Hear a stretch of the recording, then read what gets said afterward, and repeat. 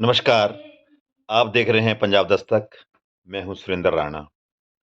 इसमें मेरे साथ शिमला जिला के पेंशन एसोसिएशन के प्रधान मदन लाल शर्मा जी हैं, जो कि हिमाचल प्रदेश सचिवालय से अ, अंडर सेक्रेटरी के पद से रिटायर हुए हैं और पहले ये सेक्रेटरी एसोसिएशन के प्रधान थे, परंतु अब ये शिमला जिला के प्रधान बने हैं। उन्होंने इस सरकार पर गंभीर आरोप लगाए हैं। आइए क्या कहना चाहते हैं इस बारे में मदन लाल शर्मा जी से ही पूरा इन बारे में सुन लेते हैं कि क्या चाह रहे हैं। हाँ, नमस्कार। मैं Madan Sharma Himachal Pradesh pension welfare association city Shimla का प्रधान होने के नाते तथा हिमाचल प्रदेश सचिवालय एवं अन्य वेलफेयर एसोसिएशन के प्रधान होने के नाते भी पेंशन साथियों के सभी देवतुल्य पेंशनों से आग्रह करूँगा कि बहुत से वक्तव्य इसमें बहुत से दुखी मन से सभी पेंशन साथी जो है कुछ ना कुछ जो है अपनी चर्चाओं का उल्लेख कर रहे हैं, लिख रहे हैं। लेकिन लिख तो रहे हैं, हम भी प्रेस के माध्यम से बहुत कुछ लिख रहे हैं और समय-समय पर जो है वो माननीय मुख्यमंत्री और मुख्य सचिव महोदय, सरकार के अन्य मंत्री और सरकार में जितने भी आईएएस वगैरह हमारे फाइनेंस सेक्रेटरी वगैरह जितने भी हैं उनको भी हम आग्रह कर रहे हैं, आगाह भी कर रहे हैं कि पेंशनरों के साथ किए जा रहे इस प्रकार के दुर्व्यवहार को ख़त्म किया जाए। लेकिन साथियों, मैं सोचता हूँ कि सरकार जो इस समय है वो टस से मस नहीं है।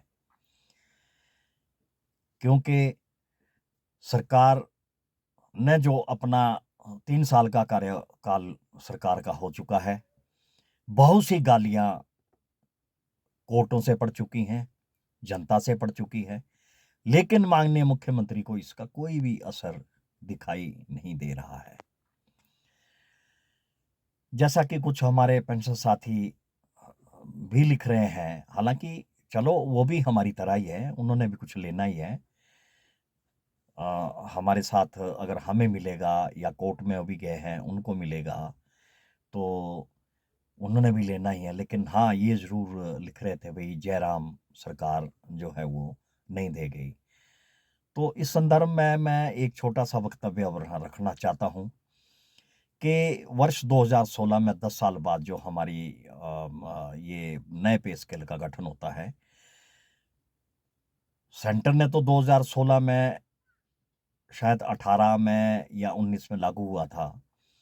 हमारा हिमाचल में जो होता है वो पंजाब जब देता है तो उसके बाद हमारा भी लागू होता है। तो उस टाइम समय जो थी वो पंजाब में भी कांग्रेस की सरकार थी और जो लागू किया वो 2022 में जो है वो पंजाब ने लागू किया और उसके मात्र 2 वर्ष बाद 2022 में हिमाचल प्रदेश में जो जयराम की सरकार थी उन्होंने भी लागू किया। मात्र 3-4 महीने का ही समय शायद मुझे लगता है रहा है, उतने में जो है वो यहाँ पर हमारे हिमाचल प्रदेश में अ, सरकार गिर गई, इलेक्शन थे, इलेक्शन हुए। 2022 में 5-6 महीने में जो यहाँ के पूर्व सरकार के मुख्यमंत्री जयराम ठाकुर जी थे, उन्होंने ये शायद मेरे उन भाइयों को पता नहीं है, आज सरकार में वो फाइनेंस में जाएँ, फाइनेंस में इस बात को वो इसका उल्लेख करें, चर्चा करें कि 10,000 करोड़ पूर्व मुख्यमंत्री ने हमारी देनदारियों के लिए रखे थे। लेकिन जब 10,000 को देने की बारी आई तो उस टाइम में वित्त सचिव जो आज मुख्य सचिव हैं, वो हुआ करते थे और उन्होंने ये कहा कि 10,000 करोड़ तो बहुत कम है। हमें इसके लिए 15 या 17,000 करोड़ की देनदारियाँ हैं, जो देनी है सिर्फ़ 10,000 करोड़ हम किस-किस को बाँटेंगे? तो माननीय मुख्यमंत्री से कहा कि इस विषय में जो आप सेंटर से जो है वो पत्राचार करें वित्त मंत्रालय से और दोबारा 5,000 करोड़ की मांग की जाए। उसके अलावा मुख्यमंत्री ने जब ये हमारी पेंशन्स की बैठक हुई 31 दिसंबर 2022 को, जिसमें पेंशनों के लिए 5, 10, 15 का प्रावधान भी किया, जो कि बहुत पुराना था, बहुत लंबे था। धूमल जी के टाइम में भी ये हो चुका था, लेकिन इम्प्लीमेंट नहीं हो पाया। वीरभद्र जी ने एक बड़ी भारी बैठक, जो हमारे सम्मानीय नेता रहे हैं, आज वो स्वर्ग में है, उन्होंने भी जो है वो पीटरऑफ में एक बैठक हमारे पेंशन साथियों ने की थी, जिसमें जो है वो बहुत बड़ा खर्चा किया गया था और घोषणा कर दी कि ये 5, 10, 15 मैं आज से ही लागू करता हूं, लेकिन वो लागू नहीं हो पाया, जिसे पूर्व मुख्यमंत्री जयराम ठाकुर जी ने लागू किया। उसके बावजूद बहुत सी कुछ और भी पेंशनों के हित की बात थी जो लागू करनी थी, लेकिन मात्र उसके 4 महीने बाद जो है सरकार पुनः नहीं आई। जहां तक मेरा ये भी मैं करना चाहता हूं, जो लिख रहे हैं 74,000 करोड़, 75,000 करोड़ जो वो देनदारियां थी वो की है, तो 5 वर्ष में पूर्व सरकार ने 16,000 करोड़ का ऋण लिया है। उसका उल्लेख फाइनेंस में जाके सभी कर सकते हैं। मैं भी पूछ सकता हूं, आप भी पूछ सकते हैं, कोई भी पेंशन साथी हमारे जा सकते हैं। मात्र 16,000 करोड़ 5 साल में लिया, जबकि 28,000 करोड़ 2.5 वर्ष में वर्तमान सरकार ले चुकी है।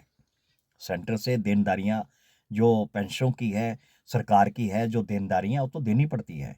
10,000 करोड़ जो हमारा था, उसका भी कोई पता नहीं है। इस विषय में मैं अपने कुछ पेंशन साथी जो मेरे साथ, जब हमारा ये सचिवालय में जब हमारा गठन हुआ, तो हम 15-16 पेंशन जो मेरे साथ थे, हम जो है वो वित्त सचिव के पास गए।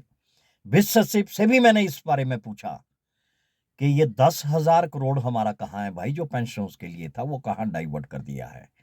जिसमें उन्होंने ये कहा कि हाँ बिल्कुल 10,000 करोड़ था, और मुझे पता नहीं है कि 10,000 करोड़ कहाँ गया। तो हमारे साथी क्यों भ्रमित हो रहे हैं? अगर पूर्व सरकार थी तो कुर्सी तो साथ नहीं ले गई, सरकार तो साथ नहीं ले गई, खजाना तो साथ नहीं ले गई। अपना खजाना, कुर्सी, सब कुछ तो इसी सरकार में छोड़ा है। हम फिर भी जो है ये कहना चाहते हैं कि अगर 3 वर्ष का कार्यकाल ये पूर्ण कर चुके हैं, हमारी देनदारियों के लिए जो है इनके पास पैसा नहीं है, तो भाई ट्रिब्यूनल को खोलना। 35 की स्ट्रेंथ असिस्टेंट एडवोकेट जनरल की आज 106 है। चेयरमैन जो एक डिपार्टमेंट में रखे जाते हैं, डिपार्टमेंट का खर्चा उन्हें दिया जाता है, आज वो कैबिनेट रैंक लेकर उनके पास पूरा स्टाफ सचिवालय का है, जबकि वाइस चेयरमैन, चेयरमैन के पास जो है वो डिपार्टमेंट का होता था। अगर फॉरेस्ट का है, फॉरेस्ट में बैठेगा, पीडब्ल्यूडी का है, पीडब्ल्यूडी में बैठेगा, अगर वो ट्रांसपोर्ट का है, ट्रांसपोर्ट में बैठेगा। जहां का भी वाइस चेयरमैन है वो वहां बैठेगा, उसे कभी भी कैबिनेट रैंक नहीं दिया गया है। डिप्टी सीएम का पद जो है एक सभा धूमल साहब जी ने किया था, लेकिन वो मात्र 13-14